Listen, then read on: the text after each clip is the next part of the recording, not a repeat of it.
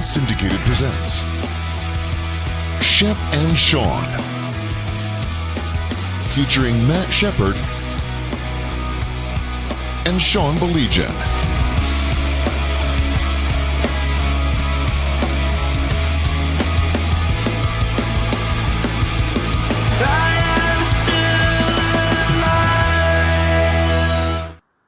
He's Shep. I'm Sean. Hi. How you doing? Shep, I love World Junior Hockey. I was just explaining to Todd that I was watching the game against Czechia, and Todd just kind of gave me this look and everything, and it's okay, but it's okay. It's okay. 4-4 going into the third period. So how you doing, buddy?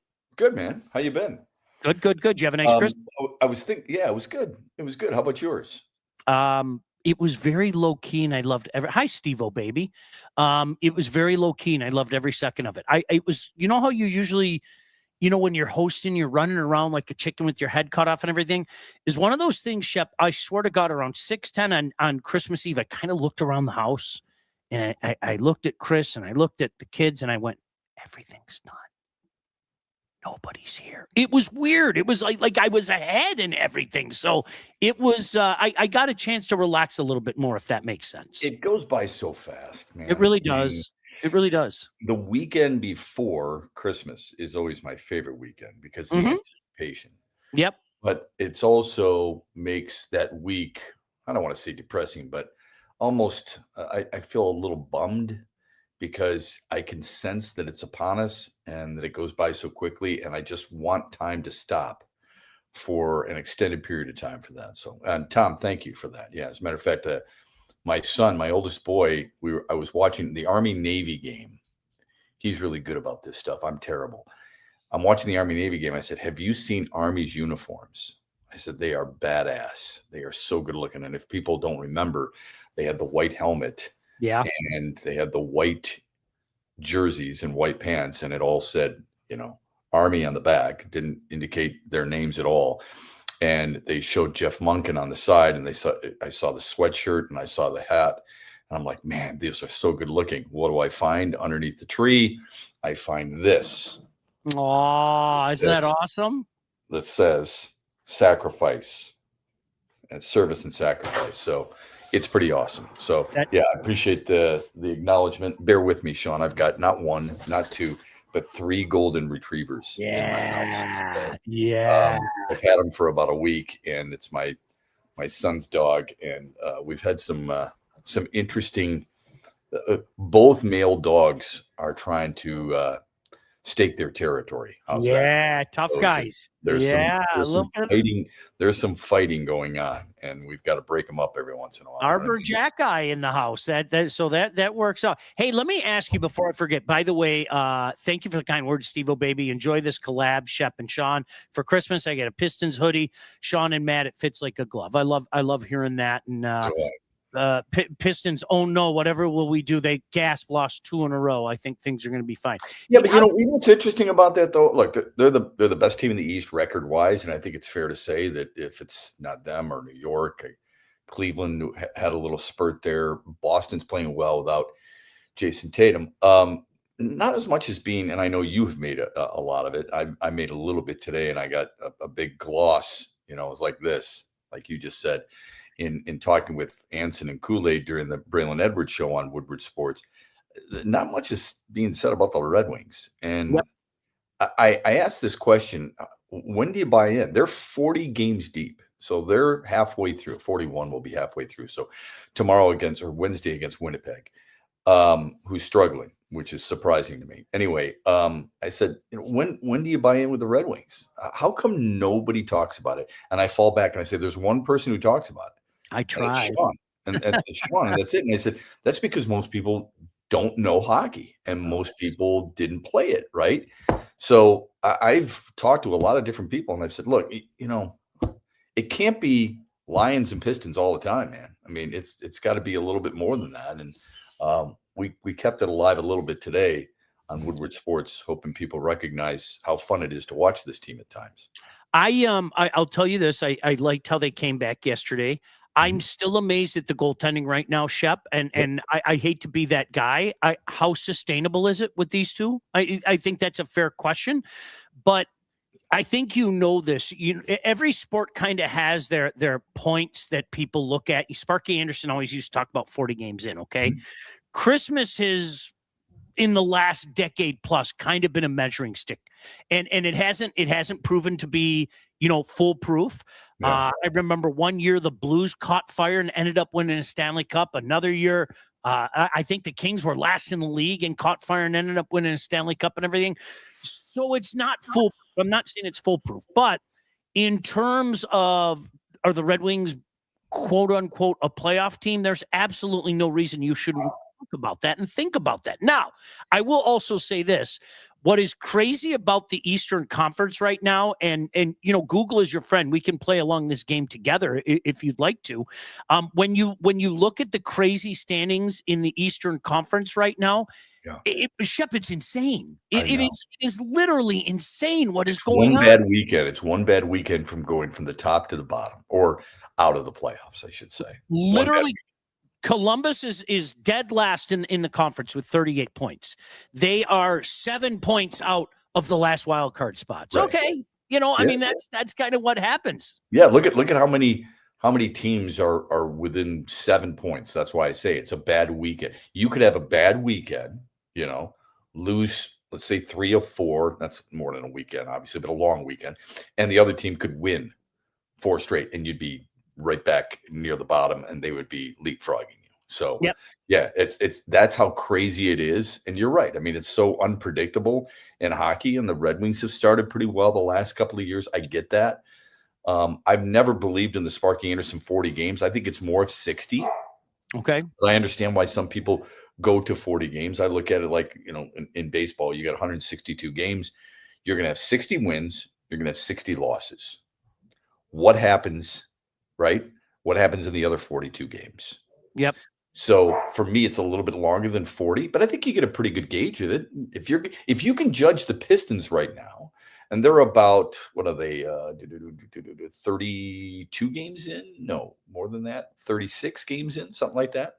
Why can't you judge the Red Wings? Perhaps it's because Steve Yzerman's team has started pretty good, not this well, but pretty good the last 2 years, and just hasn't come through. Yeah, no doubt about that. Lions fan. I grew up in Montreal. What part of Montreal? Do you mind me asking? I remember when hockey was dominated by one team for a number of years, Montreal when I was young, then the Islanders, then the Oilers, but that's not how it is anymore. It is amazing that you had Pittsburgh flirt a little bit recently. Obviously, Tampa had their little run, and Florida had their little run. But in terms of going and winning 3 in a row, man, it seems hard to come by. And that was the era you and I grew up in, Shep. You had the Habs win 4 in a row, and then the Islanders won 4 in a row, and then you had Edmonton win what? 4 of 6? 4 of 6, I think was the. Well, let's see. I can do it off the top of my head. 84, 85. They didn't win in 86, 87, 88. So it was 5 of 7. It's crazy how that works. That's incredible. Yeah. We thought it was great when the Wings won 4 and 11. Right. So pretty interesting. So far, Tom says so far the Wings haven't gone into a massive losing streak. I don't know what massive, how we would define that. They lost 4 in a row. They didn't look very good doing it. I think they broke out of it with a 1-goal win. I can't remember if it was Boston or who it was, but anyway, it wasn't. They haven't had a sustained, really bad stretch. 4 in a row would probably piss off Todd McCullough or anybody else. But yeah, I think that's fair to say that it wasn't a massive losing streak. You need to, and who is the reason for that? I thought John Gibson was terrible at the beginning of the year, but he's been so good in his last 8, right?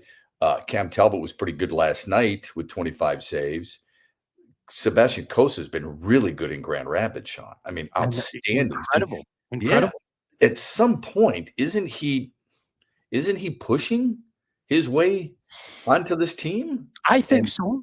I think so. I will take my chances with a guy like that. I'm sorry, and I'm going to repeat what I said a couple minutes ago over Gibson and Talbot. I'll take my chances. I really will catch lightning in the bottle, and The Habs had to do the same thing. I mean, Montum blows, which I've been saying for a year. Montum blows. Remember that he blows, and they're rolling with two rookie goaltenders in essence right now. But Fowler is the guy that's supposed to be, the goaltender of the future, so to speak. And so yeah, but you wouldn't do that with the way John Gibson's playing right now. No, you can't right now. No, Right. no. You can't. But I think you have to have a contingency plan in place. Shep, I'm going to say it again, and people can yell at me. And I just remember, I just don't know how that's sustainable with either one of those guys. I just don't. It's out of character for both of them. How's that? Especially the way things have gone for Gibson the last few years. You know what I mean? For sure. This is rather unique. On the other hand, if you feel like Kosa is ready, and they would know better than I would, although his numbers and shutouts and everything else would tell you that he is ready, you got to have one of those veterans there. Okay. Yep. So maybe one of them is trade bait, and you could get a little something to help you. Who knows? I'm not saying you're going to get a top six forward or a top pairing defenseman, but you could get somebody to add some depth for you. No doubt about it. Hey, I forgot to ask you, by the way, how did Game Above Bowl go? That was a big. I heard 27,000. Shep. Yeah, it was 2070 change. A lot of Central Michigan. They've traveled well, so obviously the game wasn't what you expected or wanted. Central Michigan with way too many turnovers. I thought their defense was actually pretty good, but I can tell you this: I mean, the players and the coaches were thrilled to be at a bowl game in Detroit. And I know how people feel about Detroit. I said this earlier today. So two things. One, when people say these games don't matter, it's such bullshit. It absolutely does matter. Couldn't agree more. Ask those kids, ask those coaches, ask those staffs. The Northwestern coach came up to me before the game and said, I just want to thank you for a first-rate event, a first-rate bowl. Our families, our staff members, our players have had a blast. It meant a lot to Gleaners when Northwestern's bagging 5,000 bags of potatoes for the needy. I think that's really important, right? It's good for the city of Detroit. So yeah, I thought it was good in that regard. You just wish you had a little bit better game. You know what I mean? Yeah. But people seem to enjoy it, Sean. So that was great. Shep, here's to me, and I know this sounds really cheesy. I was talking to Tom Crawford. I'm sure you know Tom Crawford, longtime broadcast guy, a huge Michigan fan. I call me dumb, and it wouldn't be the first time nor the last time that I would be called dumb. There's such a big difference between finishing the season, say 10-3, as opposed to 9-4, finishing the season and then going into some of the winter workouts and saying, you know what, we finished the right way. And the guys that are returning next year saying, hey, that was a blast. And when we won that game, whether it be at Ford Field or down at Orlando, or you popped out of a Pop-Tart, whatever the case may be, you know what, to me, that's yes, I want that. Yes. Yeah, I don't know if you heard the BYU coach and the Georgia Tech coach at that Pop-Tarts Bowl after the game, but both of them said, look, our guys want to play. Our guys want to practice. Our guys love to play football. So yep. I think that's really cool. Look at the problems Iowa State's having right now, Sean. They're going to have 17 players come back, one starter. Okay, as of right now. That's what I've read recently. You don't think it would mean a lot to them to have that one last go round? I think players want these types. Look, you get a goodie bag for whatever it's worth, but I was fortunate to be on the field after the game, and I handed the trophy to the coach, and I handed the MVP trophy to the player, and that emotion of them finishing over 500 and winning something, having those extra practices, getting involved in the community, being with your buddies one last time, because some of them may be leaving. Yep. You know that, right? Yeah. Don't tell me that those things are meaningless. Don't try to tell me that, because I've been too close to it to recognize how much it is. It's kind of like, I use this example. Tigers are losing 9-0. Somebody hits a 2-run homer in the 8th, and you're like, it's a meaningless home run. Well, not really, because you'll talk to a player and you'll say, you'll be able to break out of the slump. Yeah, I think I've got it fixed. And suddenly it's that swing, that feeling, that recognition of pitches, something in their stance. one little thing can make a huge difference. Though we may not think the bowl is all that important because it's the, the Tostito, it's the Pop-Tarts Bowl or whatever it is. And maybe the one home run didn't necessarily help us win our bet, but for the individuals, I think it's a really big deal.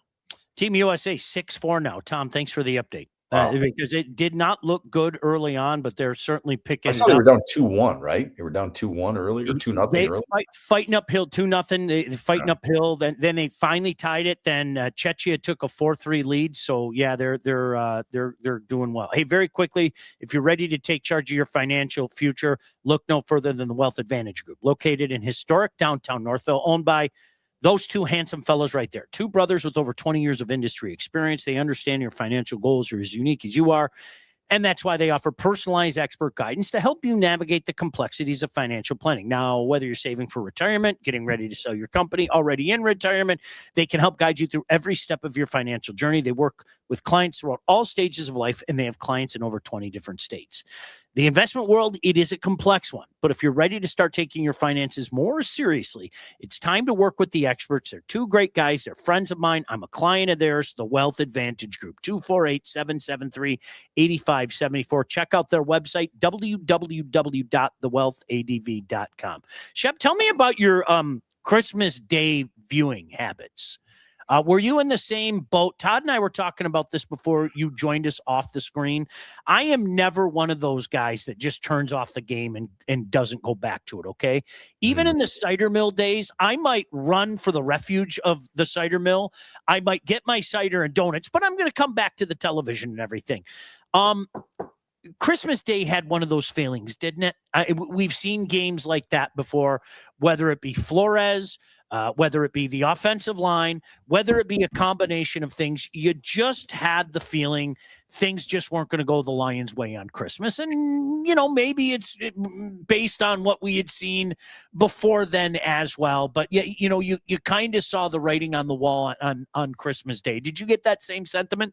Well, first, do you like games on Christmas Day? No, I don't. Neither do I. And by the way, that is not for me because I'll watch football 7 days a week. Okay. Every day. I don't feel bad for the players and I don't feel bad for the coaches. I think it stinks for them, but I don't feel bad. I feel bad for the workers in the stadium. Right. I feel bad for the vendors. I feel bad for the people who have to open up and clean after and all those other things. They don't get paid enough to work on Christmas Day. I think it stinks. Okay. And I don't think the NFL gives a rat's ass about them. And I think that's horrible too. That said, I don't, you and I was thinking about you because I know damn well you're not going to let that game spoil your Christmas Day. No way. And it sure as hell isn't going to let me, it's not going to spoil mine either. But with that said, that didn't bother me as much as yesterday bothered me. When I see Pittsburgh lose to Cleveland, I think to myself, how the hell did that happen? Yeah. I see Chicago give up as many yards to San Francisco last night, and they lose. And I see Green Bay bow to Baltimore on Saturday. Those are the things that bother me because I think that team, I know I'm stupid for thinking this. So full transparency, Sean, go ahead and call me stupid. I'm having a hard time being convinced that the Lions aren't better than the Vikings and they aren't better than Pittsburgh. And yet Minnesota beat them twice. And yet Pittsburgh had close to 500 total yards and 30 first downs.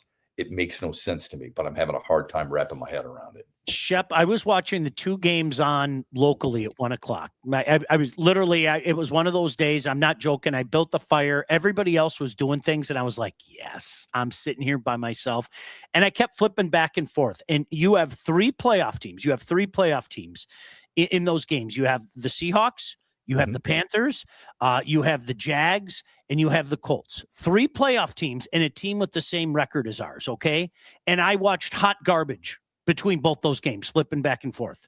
Well, I didn't think the Jaguars Colts game was hot garbage. You know what? It was for a while, and then it picked up in the second half, in my opinion. You know, but and much like the Sam Darnold, the Sam Darnold arc too. It's like, and then all of a sudden it goes like that. I hope you get my point. I sat there watching, going, wait a second. Oh my gosh, I'm one of those fans We're just as good as any one of these guys. I know. And that's what bothered me. That's what really bothered me yesterday. I agree. Now, how much noise would they have made? I don't know. I mean, does anybody know? I mean, No. Remember, Houston started 0-3, and everybody said they're done. And now I would argue they might be the biggest threat in the AFC. Ooh, that defense. Yeah, that defense is unbelievable. I don't know. I kind of agree with Alan. I wish I would have been this disciplined where he says, first time in the Brad and Dan era that I didn't watch the Lions game by choice, pretty much checked out after Thanksgiving, especially after the Steelers game. We have to watch it because we know we're going to talk about it for a long period of time. I also like watching them for the most part. I was blown away by how inept they were against Minnesota again. Yep. Like the same issues they had in Detroit against Minnesota seemed to be the same issues they had against the Vikings in Minnesota. You're telling me that you're losing to Max Strausman and J.J. McCarthy in the same season and a 41-year-old or 42-year-old Aaron Rodgers in the same season. I mean, that to me is mind-blowing. I'm sure people saw this. Jalen Hurts went 0 for 7 in the second half yesterday. Second time that's happened this year, and yet still won the game. And you couldn't beat that Philadelphia offense that barely scored, any points. Those are the things that I look back at and I think, there's legitimate losses for sure. Don't get me wrong. But you had Kansas City's down and you couldn't beat them. Baltimore's down and you took care of business, but that's the one that everyone's hanging their hats on. There's just so many things that puzzle me about this team, maybe more so than any team I've watched. And I would ask you one question. What's the most disappointing season in your lifetime of any Detroit sports team? Wow. Because for me, this is it. It's and I'm not quoting Kenny Loggins here, but I think this is it. And here's why. The only other one I was thinking was the 96 Wings when they won 62 games. Yeah. But at least they got there and lost in the Western Conference Finals to a Stanley Cup champion. This team goes from last to worst. They're going to finish under 500 in all likelihood. They went undefeated in the division last year. They're going to finish 1-5 this year. Yep. It's, losing 3 games at home, all that other stuff. They go from a plus 222 a year ago to a plus, I don't know, whatever it'll be, 60 something. I mean, that's a massive drop, bud. Shep, the only thing I can think of, I think it pales, but the only thing I can think of is when we had the season tickets and the 07 Tigers, the way that they just went like that down the drain the second half of the season. Yeah. Where you were like, okay, onward and upward. And you remember they went out and got Sheffield and they went out and got Johnny Damon, I think it was a couple years later, but it just went like that. The second half of the season, like something happened in July, and I could look up the numbers, but they went down the drain. And Cleveland won going away. But you're absolutely right, and it seems like. To me, it seems like it happened so fast. And I know some people like Lions fan brought it up. The secondary, okay? Well, this goes back to something that I'm sorry I complained about. And a lot of people gave me crap about this on Woodward. We need to stop throwing the term elite around, okay? Like you always said, we're very guilty of throwing the word great around. And I always give you credit for that. I'm serious. I thought that was just elite. Okay, Aiden Hutchinson isn't elite. I'm sorry. He's not. He's a very good player. I'm glad he's here. I want him to be here for years and everything. But when we needed this defensive line most, Shep, it had the exact same problems. If your defensive backfield is what it is, and you were legitimately dealing with a bunch of third stringers, well, then you know what? The only way to compensate that is to have your defensive line consistently get home. This defensive line did not consistently get home. It got home in batches, and people hear that, why do you hate Hutch? No, that's what not are you talking about? I don't hate Hutch. I love Hutch, but stop telling me a guy's elite. Stop telling me a defensive line's elite when it's not. The productivity's not there. Yeah, no, I agree. I think here's the struggle we could have though, and it's strictly at Aiden Hutchinson. He's 4th in the league in sacks. Mm-hmm. He's got a career high in sacks. He's got a career high in forced fumbles as well. Now, has it been good enough? No, it hasn't. but 13 and a half sacks is pretty good. Oh, it's a dart. Yes. It's not for what he gets paid and for how important he is to this team. You got it. That makes sense. Your 07 example, the Tigers, is a good one. I thought about that this morning. I think August is what tripped them up, and they only had 11 wins during that month. You can correct me if I'm wrong there. That team at least finished second. I know it doesn't help, but Sure. I think they got close to 90 wins, 87, 88, 89 wins or something like that. They gave you something to look forward to. This team this year, because it plummeted so mightily, it doesn't even look like the same team. No. That's my issue with this team. So look, we can look at Hutchinson, and I think what happens, Sean, with this team is suddenly we're finding a lot more holes than we did before the season began. No question. No question. Kirby Joseph is a huge question mark. Terrion Arnold suddenly does not look like a first-round pick and a number one corner, nor does DJ Reed. And Alex Anzalone, what's going to happen with him? How much would it cost? Aleem McNeil, is he truly healthy? Was Tyleek Williams, who's got, 6 tackles all year, an absolute bust, even though it's not fair to judge a guy after 1 year?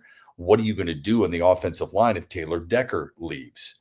What are you going to do about David Montgomery? What do you do? Is how healthy can Sam Laporta be? There's a lot more questions now about this team than I ever thought we would have at this juncture of a season. I'll get to some of your. I still love Côte Saint-Luc, Beaconsfield, by the way, Lions fan. We're talking Montreal neighborhood. So, about a half hour away? I think about a half hour away. Hey, when it's comes time to get yourself a house, whether you're buying, selling, oftentimes both, you need to contact the right agent. Who do we recommend? This lady right here, Lindsay Broadwell. Your house is probably the biggest investment you'll ever make, and that's why you need a pro. Lindsay grew up in the area, has expanded her team all over Southeast Michigan, and she's an expert in all facets of the business. When it's time to move, Lindsay and her team will make sure you get the most out of your house. Everything goes smoothly when finding your new home. Buyer, seller, even first-time buyer, doesn't matter. Just make sure you contact Lindsay at BroadwellHomes.com. She'll help you with everything from start to close. Licensed realtor at Real Broker LLC. Start your search today at BroadwellHomes.com. Word was out on how to beat this year's Lions. Pressure Goff up the middle with our weak line. Stop the run. You shut down the offense. We averaged 18 points per game against the top 15 defenses this season. Didn't win a single one of them. From the get-go, I just didn't think the Lions were strong enough in the trenches to do anything long-term. That was a question early on for guys like us. Okay. All right. Elite is way overused. Agreed. We want mediocrity to be excellence, but it's just not. I said the same thing, Sean. Hutch makes more money than Myles Garrett. He needs to play like it. He needs more help on that line. Yeah, I would just remind people this of defensive ends. And Will Campbell said this when he was last year a senior at LSU. He's the first-round pick of the Patriots, who's injured now, the left tackle for the Patriots. Really good rookie year until he got hurt. If a defensive end boasts 1 sack a game, 17 sacks, he's a Pro Bowler. He's an all-pro. Yeah. Right? Yeah. If I give up 1 sack a game, I'm trash. And think about it. For as many snaps as you go up against a guy, if he beats you once a game, you're seen as the weak link, and he's seen as the Pro Bowler. That's a pretty tough thing to measure against. Myles Garrett has averaged roughly, 1.2 sacks per game this year. Is that a lot? I mean, in the realm of things, yeah, he's going to set a record for crying out loud. Yeah. But that shows you just, how we can kind of pick those numbers apart a little bit and how one is judged based on that one particular statistic, and offensive linemen aren't necessarily done that. Looking ahead, Lions need a center and a left tackle. Only twice in my lifetime did they have a strong combo. Their current one in Glover and Brown. Well, I think Raiola and Jeff Backus was a strong combo. Raiola started over 200 games. Backus started 190 plus. They were very steady. They're not Hall of Famers. I'm thinking of killer, but go ahead. They're not Hall of Famers. Yeah. But they were good enough players where you could win. I Do you know believe. what, Shep? You have no reason to remember this, but Killer and I used to get into arguments over Backus in particular, and I thought people were too mean to Backus, the whole Sakis thing and everything. But we came up with the word gavrage for Backus. He Okay. wasn't good. He wasn't average. He was gavrage. That was the word that we came up with. We kind of ran with it. Yeah, he wasn't great by any stretch. No one's going to consider him the best left tackle in Lions history. But you started there for 191 games for a reason. You were good at what you did. Again, not great. You're right. I mean, he was above average. I agree with that. Yeah. Is Frank Ragnow going to try and play next season, or is he retired? Shep, I don't know the answer to that. I've been asked that 50,000 times. I'm not even going to pretend to know the answer to that. I worry about that too, because the last thing I want this team, and I don't think they would, because they're smarter than this, I hope, but would be, okay, we're going to have Frank back. We don't have to worry about that position too much. No. My concern, Sean, was during training camp, they had Tate Ratledge start at center. Mm-hmm. I'd like to know why he didn't stay there. Was it because of something he did or didn't do, or the coaching staff just feel like he's better off as a guard, knowing that he never played center? And it shows again that there's no way they knew Frank Ragnow was going to retire, because if they did, and they were that derelict in finding the replacement, then heads should roll for sure.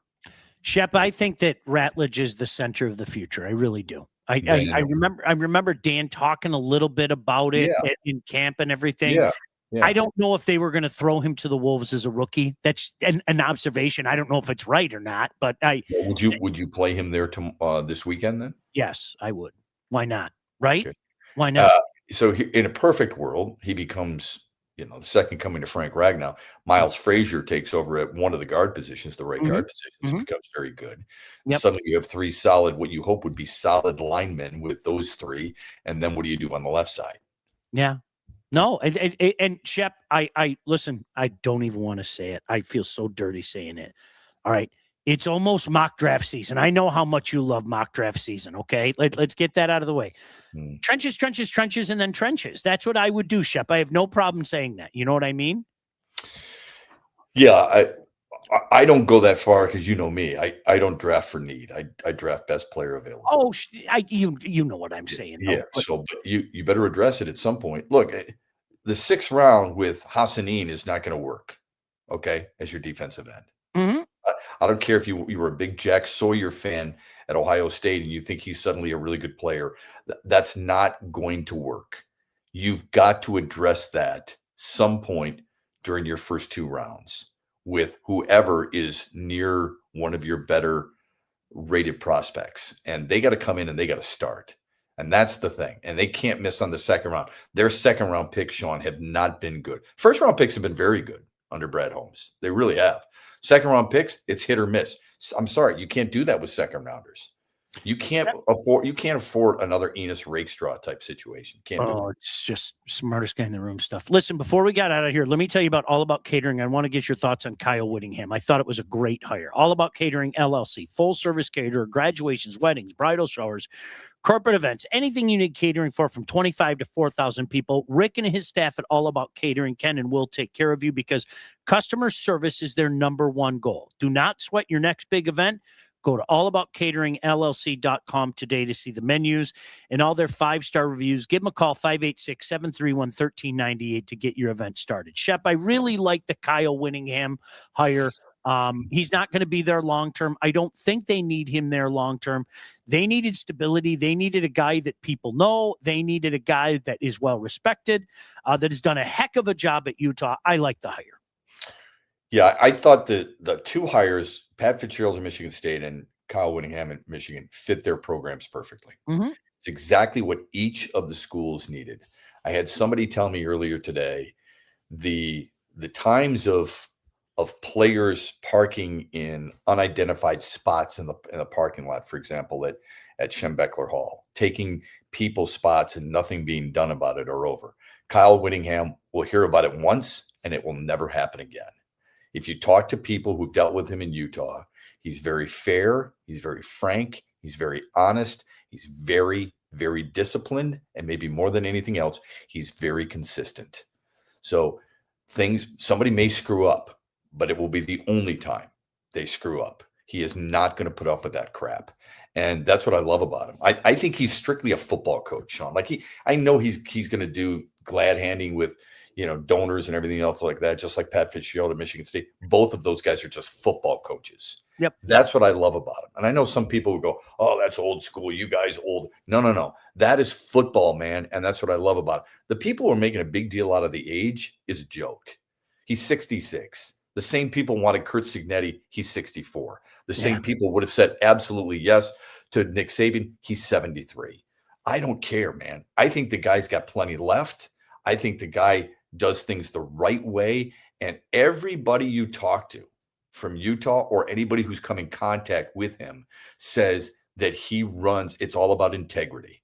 And I think that's an important piece. No doubt. And I think Michigan needed that right now. Really. I think Michigan needed that right now. Sean, whether anybody wants to admit it or not, they Sean, they needed him more than just their football coach, though. Mm-hmm. Okay. So, and if people can't admit that, then you're living too piously. You got it. Look at yourself in the mirror and recognize it. Okay. It's blatantly obvious. Now, this person says, this is a good one from Alan, real quick before we're out of here. Hear me out. Branch will miss most of next year. That injury at that position is tough to come back from. Kirby's future is totally up in the air. Do you draft Caleb Downs if he's there on the first? Absolutely. If he's as high on your board as everybody else says he is on their board, that's a big if. But I would do that even if you thought Brian Branch would be able to be back in time. Because there's too much uncertainty there. You can't keep both safeties. 100%. That's exactly it. You got it. Hey, Shep, Happy New Year to you and the fam. You too, my man. I'll be inside as always, since I have been since the 90s. So, did you like that? Stay on here for once the music's done. I got to ask you a quick question. All right. God bless you guys. We'll see you. Bye-bye. God, thank you. Happy New Year. Happy New Year to all you guys. Watch. I'm going to press end stream. Happy New Year. Shep and Sean, featuring Matt Shepard and Sean Baligian. Executive produced by Sean Baligian and Todd Losey. Theme song, incidental music, and related sound effects are from Still Alive by Anti-Ghost.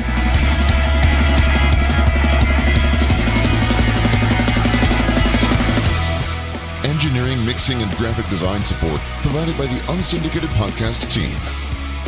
Don't forget to like and subscribe on all your favorite channels. While you're there, be sure to rate and review the podcast. Call the Unsyndicated hotline at 248-237-3257.